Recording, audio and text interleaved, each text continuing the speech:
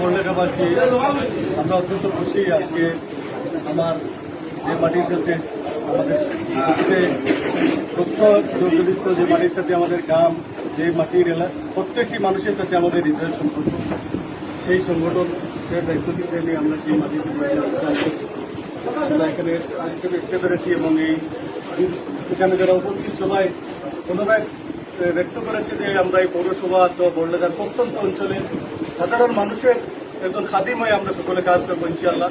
সেই অঙ্গীকার আমাদের উপজেলা আমির সাহেব এবং দায়িত্বশীলরা সকলে ব্যক্ত করেছেন। আমরা সেই সিদ্ধান্তের আলোকে সংগঠনের সিদ্ধান্ত মোতাবেক বড়লেখার পৌরসভা সহ বড়লেখার প্রত্যন্ত অঞ্চলের যুব সমাজকে ছাত্র সমাজকে সাথে নিয়ে এমন একটি সুন্দর মডেল বড়লেখা করতে চাই যেখানে দুর্নীতি, অনাচার, ব্যভিচার, জুলুম, নির্যাতন, নিষ্পেষণ অতীতে যাওয়া হয়েছে সেই নিষ্পেষণের কোনো চিন্তামাত্র থাকবে না।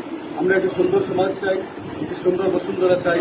আমাদেরকে ধ্বংস করে দেওয়ার জন্য যত ধরনের ষড়যন্ত্র করা হয় সব কিছু করা হয়েছে, অর্থনৈতিকভাবে, সামাজিকভাবে, রাজনৈতিকভাবে, পারিবারিক সব দিক থেকে আমাদেরকে ধ্বংস করার জন্য এখানে সকল দায়িত্বশীলরা, সকল কর্মী ভাইরা, আমাদের সংগঠনের একেবারে তৃণমূল পর্যায় থেকে কেন্দ্র পর্যন্ত সবাই এক ধরনের একটা বৃহত্তর কারাগার ছিল।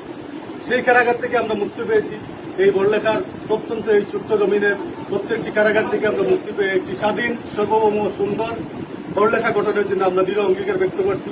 এই মাটিতে প্রয়োজনে আমরা আবার শহীদ নিজেকে শাহাদত পরণ নাজরানা পেশ করতে হয়, আমাদের রক্ত দিতে হয়, গাম দিতে হয়, শ্রম দিতে হয়, সবকিছু দিয়ে আমরা এই মাটিকে সুন্দর একটি বড়লেখা, একটি ইসলামের বড়লেখা, একটি আপামর হিন্দু, মুসলিম, বৌদ্ধ সকলের জন্য একটি বাসযোগ্য বড়লেখা হিসেবে আমরা তৈরি করার দৃঢ় করতে ব্যক্ত করি। এই আশাবাদটা বড়লেখা প্রত্যন্ত অঞ্চলের মানুষ জানে, পৌরসভার মানুষ জানে কি পরিমাণ নির্যাতন করা হয়েছিল আমাদের উপরে।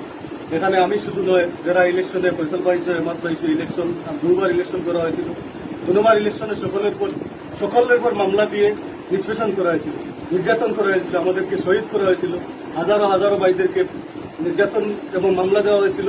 পঙ্গুত্ব বরণ করেছে আমাদের দেলোয়ার ভাই, আমাদের শিবিরের সাবেক সভাপতি এবং আমাদের অন্যান্য দায়িত্বশীলরা যারা আছেন সকলকে নির্যাতন করা হয়েছে। এবং যত ইলেকশনে আমাদের এখানে পার্টি ডিস্ট্রিবিউট করা হয়েছে আমাদের সংগঠনের পক্ষ থেকে, আপনারা জানেন সব ইলেকশনে আমরা জয়লাভ করেছি, অথবা একটি কাছাকাছি পর্যায়ে ছিলাম, কিন্তু কোনো আমাদেরকে জয়লাভ করতে দেওয়া হয় নাই।